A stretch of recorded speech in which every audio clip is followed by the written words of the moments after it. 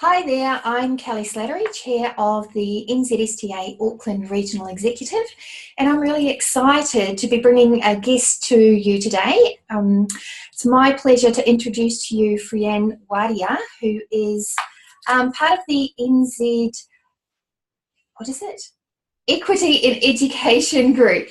So, yeah, awesome to have you here with us, Frian. So if you could tell us a little bit about yourself and about the group, that would be wonderful. Sure. So I'm a parent of 3 boys with special needs, and I'm an admin on the VIPs Equity in Education Facebook page. It's actually a group that was set up by a bunch of parents who felt that they hadn't been consulted by the Ministry of Education when there was learning support consultation being undertaken. So it's basically a group of parents of children with special needs, and it started out as a small group, wanting to advocate for inclusion, for a good to create more awareness about the issues that we have, and also offer support to each other, because right now in New Zealand there is absolutely nowhere that parents of children with special needs can go to actually get proper support and legal advice. So we've got non-profit organizations such as youth law or community disability law centers, but these are all individual sort of centers that work on their own. They are not funded by the government, really. Their core purpose is not just to support children with special needs. And frankly, there's nothing like that for us at the moment. So it's a really great Facebook page for parents to sort of, connect with each other, discuss their issues, get some advice on what to do, where to go when they're facing challenges. And also one of the key things we've started doing is actually now advocating to agencies, different agencies, so the ministry, AERO, the Minister of Education. It's great to be able to speak with you and sort of connect with NZSTA as well, and sort of talk about the issues, because without the awareness of the issues, we can't take the next step, which is collaborating and working together. Yeah, absolutely agree. And that's why I wanted to talk to you, because I mean, as trustees, we're not at the coalface, we are in boardrooms, and we don't necessarily have the visibility of the challenges that parents are facing with their students. And for me, with our speakers at the conference, we had the Children's Commissioner who spoke about needing a range of learning pathways for children with diverse learning needs. That really spoke to me, because as a parent, we all believe our children are individuals, which they are. And so there's that range that needs to be catered for. And along with our children with special needs and disabilities, there's, they absolutely do have different needs. So when I became a trustee, I was fascinated by the whole system, and listening to the speakers, I felt very challenged, because the system is in place, and we as trustees have the ability to make decisions that affect all the moving pieces. And it's like, but how do we go about that?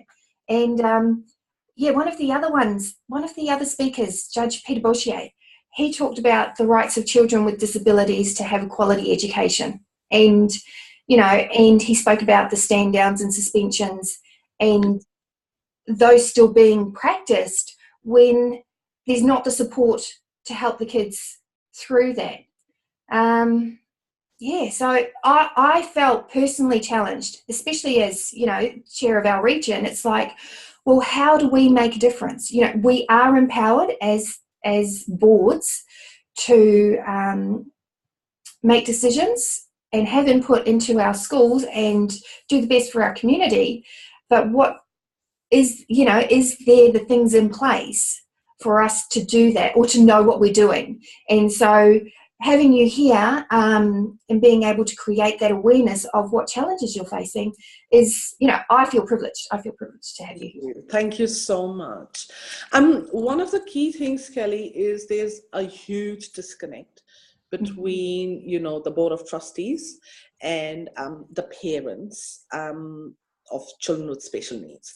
So basically, you've got a group of parents that aren't even aware of the existence of the Board of Trustees. Often they, for them, all they know is the principal. And when things don't work out, and when they've approached the principal and, their child hasn't been given the support, or their child, has been discriminated or whatever, they just end up leaving, because for them it's hopeless. They have nowhere else to go. I think it was Andrew B. Croft, the Children's Commissioner, who made this comment about how Board of Trustees, the school Board of Trustees, are the only entity, so to speak, in the whole of New Zealand whose review, whose decisions cannot be reviewed or appealed, really. And he spoke about how even his own actions and decisions can be reviewed by someone, but the Board of Trustees, there's no one to stop them from, whatever they decide. And sadly, our children fall through those cracks because, first of all, they're not understood. The board is not even aware of, when things have finally come to them. The child and the parent have been through a lot. They've, been through a lot of struggles, a lot of trauma, to be very honest. Yeah. And finally it's come to the board, and at the end of it, the child gets stood down or, excluded. And there's literally no hope for that child. School is really, really important for all our children, whether it's a mainstream school or a special school, whatever it is, it's the parent's choice to sort of, decide where the child goes. And the school's role is to cater to the child's needs, some of the experiences that parents have had have been absolutely horrendous. So you've got the subtle discrimination and discouraging, saying, oh, we don't really think this is our, the right school for your child. Maybe you should have a look at another school. So that's sort of one end of the experience. But the other end of the experience is just horrible, where, your child is basically absolutely not welcomed. You're told, sorry, we can't have your child. We don't take children with special needs, or, we do not sort of, cater to their needs. Or sometimes you do manage to get in because, enrollment is the child's right, and so schools will take the child on. However, then the next bit of supporting the child, helping the child participate in school is again not happening. So the key point here is there's no common understanding of inclusion between schools and parents. So schools say that they are absolutely inclusive. They believe they're inclusive. They might believe they are inclusive because they have children with special needs, or because they have appointed a teacher to work with a child with special needs. But a parent may not think that is inclusion. So for inclusion, you have to have, the child actually participating, within the school day, across the school day, not just parts of the school day. You have to have the child actually learning and achieving something. So it's not good enough that, he's just attending school in the corner of a classroom, give him an iPad, so long as he's not noisy, creating, trouble for everyone. So there's a lot of difference, in the way inclusion can be perceived and understood. And I think it's really important that the Board of Trustees actually get a good understanding of what inclusion is for their community, because it's going to mean different things for different parents, Some parents are put in the awkward position of choosing, do you want your child to attend school, or do you want them to learn? Because they can't have both. So, and these are real questions and decisions that parents have experienced, and they've got to make a choice and say, all right, well, I'll make do with just, attending and forget the learning. Sort of, it's not fair, because you don't ask any other parent, do you want your child to attend, or do you want them to learn? Make a choice, make a decision. The other thing is, and this is one of the things that affects families the worst, absolutely worst. Once the school principal decides that your child is not welcome at school, and needs to leave, they can find ways. They've got the authority, they've got the power, they've got the legal loopholes to use to actually exclude that child. So even though they might not be supporting that child appropriately, they can use a whole lot of things like stand downs and suspensions and exclusions to get rid of the child. And quite often our children don't have a voice, so they cannot really convey well enough what their issues are, what their frustrations or why they might have behaved and acted in a certain way.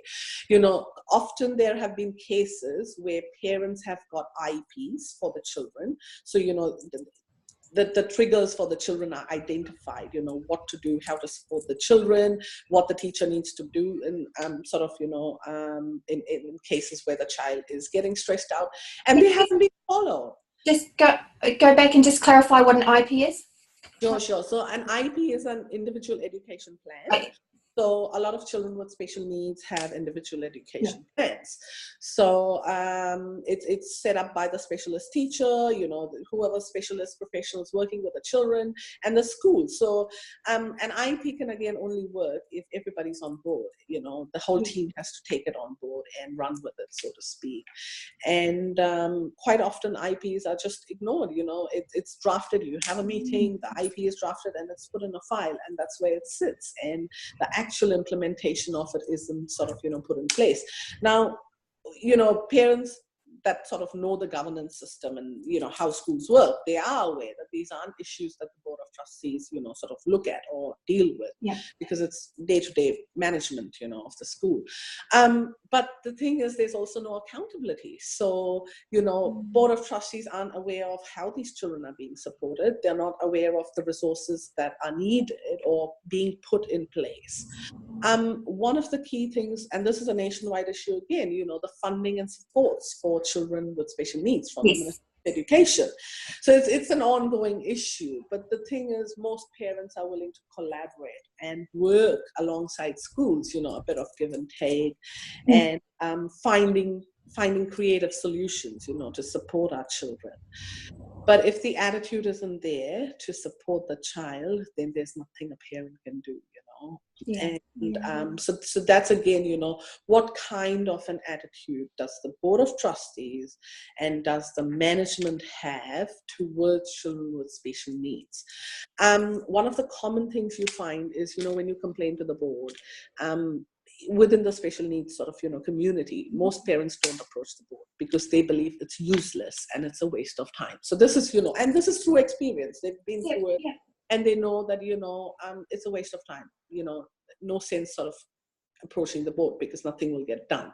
The other view that, parents have is the board is there to support the principal and the school, not to support the parents. And frankly, that's true. The teachers have the teachers council, to back them up, so to speak, often, and to guide them and support them. The management, so to speak, and the principal, they've got the board of trustees. Parents have no one. They have absolutely no one or nowhere to go when they face issues and challenges. So you can call up youth law and ask them questions. You can call up a community law center and ask them questions, but you don't have anybody giving you the actual support to go through all of it. So most parents don't complain. So I think it's important for boards to know and realize that the number of complaints that you actually do get are probably about 5% of the actual issues and cases that people have faced at your school, because most parents will leave, so they'll just walk away because it's too much to deal. Taking matters up to the board takes a lot of time, effort, emotional energy, resources, and most parents don't have that, because you've got to support your children, you've got to support your family, and you've got to kind of think, is it worth it? Is it, do I waste my time approaching the board when there's very little possibility of the board supporting my child, or do I just leave and move to another school where I can fingers crossed, hope for a better Yeah, I hear what you're saying, and that's why I think it's really important that we're having this conversation, because unless boards are aware of the circumstances out there, as you say, we're only getting maybe 5% of the complaints come through. And so how can we make a difference if we're not seeing or not being empowered to make those different choices and better choices? So I am so grateful that we can have this conversation. And Frian, I know that you're a trustee, so what do you think, from a board's perspective, we need to be looking for, or the questions that we need to be asking to make sure that we are delivering on our promise? We have an obligation to provide quality education for all our kids. So how can we ensure that we are doing that for our children with special needs? I think the biggest starting point, honestly, Kelly, is consultation with parents. Like I said, getting parent feedback and direct parent feedback, because what happens again, like I said, is the school principal might actually believe, and he might believe very honestly, that the school is being inclusive. However, it's that understanding of inclusion. What does inclusion mean? Does inclusion mean enrollment for a child and then him sitting in the corner of a classroom? Or does inclusion mean the child is learning in class but has got no learning support, out in the field, or during, school trips and stuff like that. So that's the whole thing. Inclusion has to be a school-wide, sort of, throughout the day concept that is, I guess, advocated and implemented by the school. Now, if the school does not understand that, then it's important that the Board of Trustees can hear from the parents about how inclusion can be implemented at the school, or what inclusion looks like for their children. So I think that's one of the first key steps, consultation with parents and getting feedback from parents. So even exit interviews are actually a real good opportunity for the boards to know what's happening, what's going on, because like I said, you will have about 10 parents leave the school and move on, rather than complain to the board. But if you have that opportunity of a written, exit interview survey, you will get that feedback of why that parent has left, and you can do something to improve things. The other thing is, I think, just making sure that, parents are consulted throughout. So having a policy, a special needs policy, where, consultation with parents and feedback from parents is a part of that policy, because quite often schools don't bother with it. So, it's a take it or leave it approach. So if, you went with a child with special needs to the school, and you said, these are my child's needs, this is what's needed for my child, the school will sort of, put resources in place. However, most schools put resources that are convenient, that are available, and not necessarily always appropriate for the child. So I think it's important to advocate for the children and make sure that they are getting the right resources, the right supports. And if they're not getting it, or, parents understand that the schools might not be able to always provide it, but then finding ways, making sure you're advocating to the ministry for it, and sort of, just making sure that the supports for the child, that the child needs, each individual child needs, are there in place for them, rather than just making do with what's convenient, what's available. Yeah. But and just back to the board level, what would that look like for us sitting around the board table? I think one of the most important questions is asking, what the needs are. So, how many children do you have with special needs, to start off with, some children may be on the register, some children may not, because some children get identified and sort of diagnosed at a much later stage. But irrespective of the diagnosis, it's about, how many children need the support, how many children are getting the support, because not all children will receive the support that they need. And I think just, having that open conversation about, well, what else is needed, because if you go to any school that has children with special needs, they're going to be struggling with, resources and funding. And so that's always going to be. And I think it's about, like I said, about finding a solution, being creative, rather than, just pinpointing that the children's needs are not being met, and, finding, well, how can we do it? Another key thing is, asking if the teachers have the right training, because often teachers do not have training. Mm-hmm. So teachers don't even know, how to support the children with, special needs that they have in the class. So do the teachers have the right training? Quite often, budgets and, professional development plans are made, a year in advance. And then you might have a child join, in the middle of the year, or, at some other point. So it's important to be mindful, are these teachers still getting, the support that they need, the training that they need? Or is it, a real rigid sort of fixed, professional development schedule? It's all been planned. We can't do anything for the next year, because that's a very common thing, You might have, often teachers and schools are offered opportunities for professional development and training and stuff like that when there are challenges. But the answer parents get is, sorry, we don't have the budget. Sorry, we've already got, the PD plan for the year. We can't do anything right now. So you've got to be mindful, are the children getting the resources and supports they need in a timely manner? That's another question you've got to ask, Or is it being put on the back burner? Quite often what happens is, because these children are in a minority, then what happens is the issues are not considered very critical, because these are, just a few of the children. So even when you look at surveys, so you do surveys, well-being in school surveys, or the IT survey, and when you get the results and when you see, 80% are doing great, 20% aren't.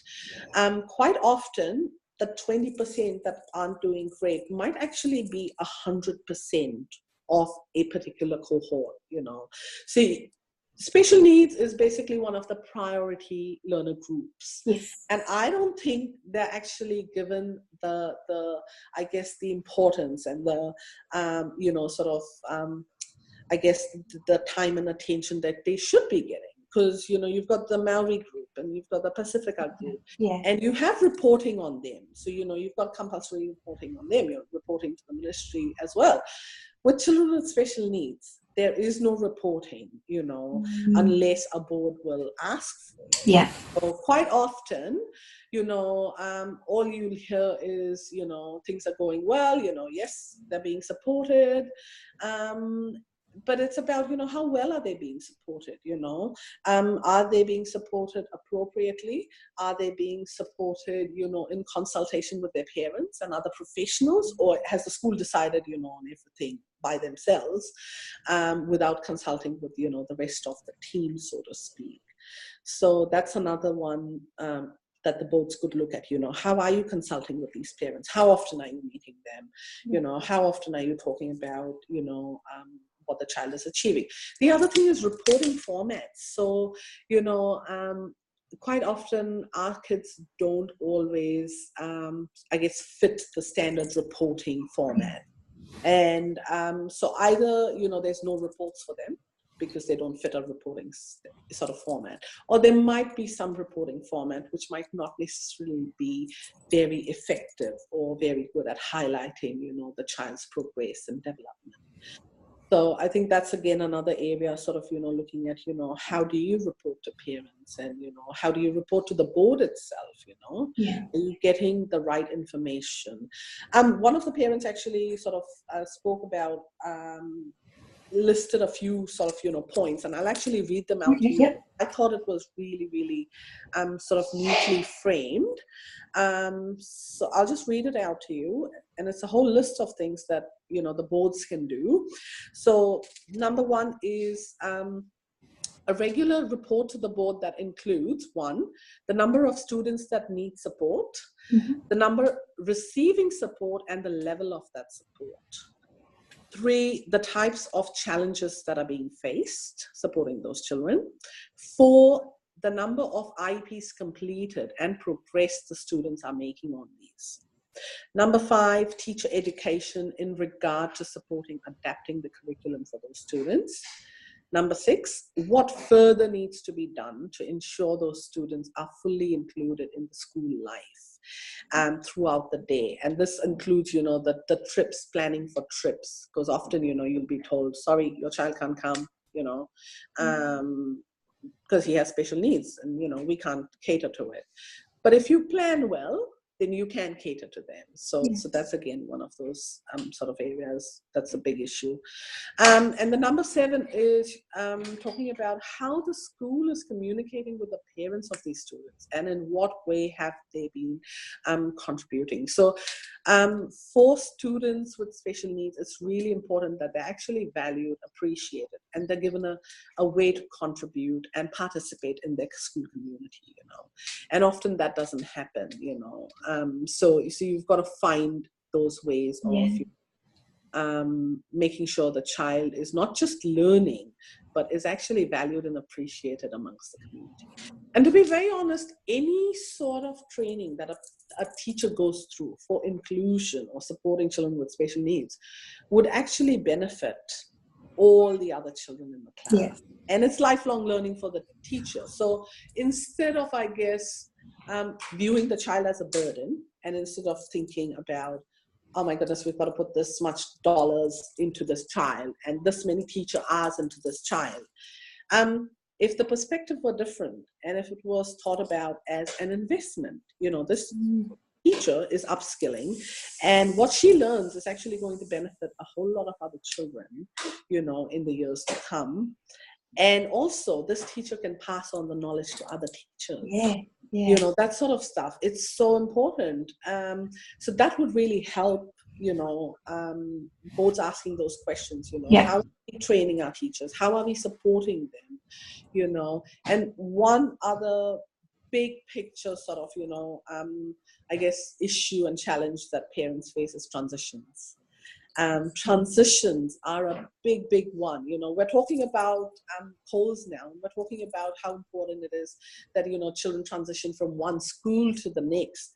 And yet within a school often, children aren't supported to, sort of move from one class to another, and that's a big one.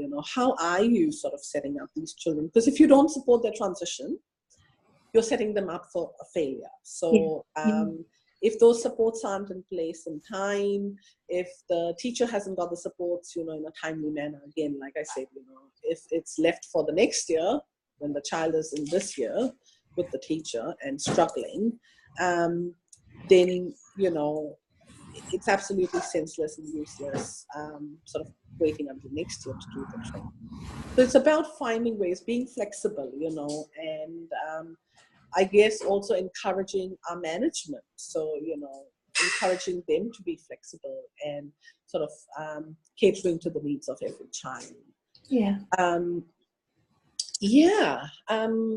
Advocating to ministry is again one of the biggest things that I think it's a really powerful thing a board can actually do. Writing a letter to the ministry as a board and saying, what, we have got these children with special needs in our school and we haven't got the right supports and resources to support them. You need to step up and do something about it. Rather than saying, this child is too difficult, we don't have the resources, stand him down, get rid of him. I think it was Andrew Beecroft who mentioned how important school is. It's one of those legs that the child needs to actually, grow on and move on and develop into, well-rounded sort of, human being. And if you rob that opportunity from the child by excluding him because he has, additional needs, because, he is not coping, then that child is missing out on a really huge sort of, aspect of his life. And often the rejection that comes with it, it's not something, even as a parent, for children. So I've got 2 children that are actually nonverbal. And, knowing that my child is not wanted it is a absolutely big hit on you, and it's something you can't really recover in a lifetime, you know. And yeah, and it's literally, you know, it's fight or flight, to be very honest, for most parents. And some fight it out, and some just take flight, you know. So it's really important for me as a parent. I think I'm not just fighting for my children. I'm fighting for all those children that have been kicked out of schools, that have not been supported. You know, the parents that are too tired and worn out to stand up and fight, you know. There's nothing worse than knowing as a parent that you failed your child, that, you know, you can't stand up for your child, that you cannot help your child to voice themselves or to be understood and be valued and accepted. So I think that's a big one, you know, just giving our children the value, the appreciation, and the respect that they need is just so important. And I think it all starts from the top. So if you haven't got the board setting those values, you won't have the management taking them on board. And if the management hasn't got it, the teachers can't take them on board. And if the teachers don't have it, the other children can't take them on board. And it's amazing what inclusion can do, honestly, Kelly. Absolutely amazing, you know. Having these children with special needs in the class, even with their challenges, it's a life lesson that our children learn, that our teachers learn, you know. We've been very lucky to have some really good teachers, you know, and there have been teachers who have at the end of each year actually come up to me and said, you know, it's been so great having your son, because I've learned so much, I've grown so much as a teacher. And you know, and the children have learned so much. They've learned compassion, they've learned empathy, they've learned, you know, contribution, they've learned to care for, you know, their peers and stand up for their peers. It's amazing what, you know, other kids can learn. And children with special needs, they need to be looked at as an asset, not as, you know, a burden on schools. And to be very honest, that's how, you know, majority of our children get looked at. They're viewed as a burden. An asset, you know, is how you should be looking at, because they are valuable.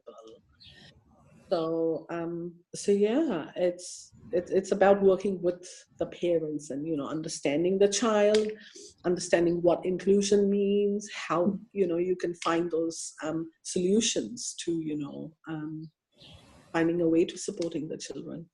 Yeah, well, Frian, I just want to thank you so much for sharing your story and sharing the perspective of the parents out there, because from my perspective, what you've shared with us today has given us some tools to take back to our boards, to make sure that we're asking the right questions, to make sure that we are thinking differently.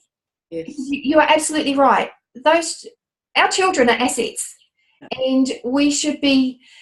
The thing that sprung to mind when you were talking about the teacher thanking you for your son is that ako, you know, that teaching and learning and that give and take. And that's, for me, it's what life's about. You know, it's not just in a classroom, but this is life, and these are life skills that we can teach our children. So, and to be very honest, Kelly, you know, it's like I said, it's about the changing the attitudes in society.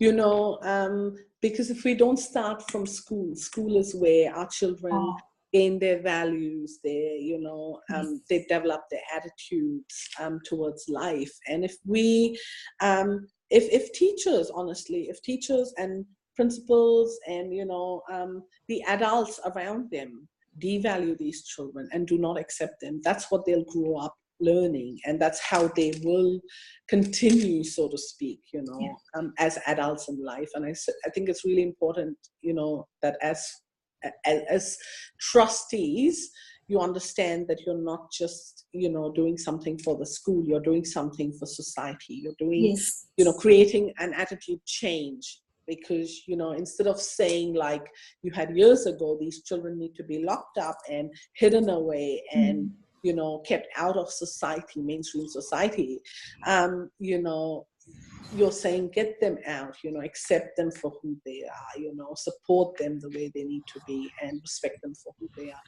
And these are all basic human rights that our children have. Yes, yes, yes. You know, parents, sort of the first thing you do when your child is discriminated or, you know, not supported, you go through all the documents and you're like, oh, the New Zealand disability strategy, you know, it talks about supporting disabled individuals, you know, throughout their education and community and all sorts of things. And then you've got the human rights for persons with disabilities, and, you know, it's all there on paper. The problem is nobody upholds it. There's nobody to for our own children. So that's why parents end up fighting. And I think it's important that instead of parents being on one side and the school trustees or management being on one side, if we come together and we work together, you know, we can actually uplift our children rather than sort of, you know, excluding them. So it's fantastic opportunity. Thank you so much, Kelly. Thank you for just giving us this opportunity to, you know, just raise the awareness. And it's just really lovely, like I said, to share, you know, suggestions from parents. I think well, my hope is that it makes a difference, because we can't act on what we don't know. And if we're given some tools, I believe you're empowering us to do a better job. So I thank you.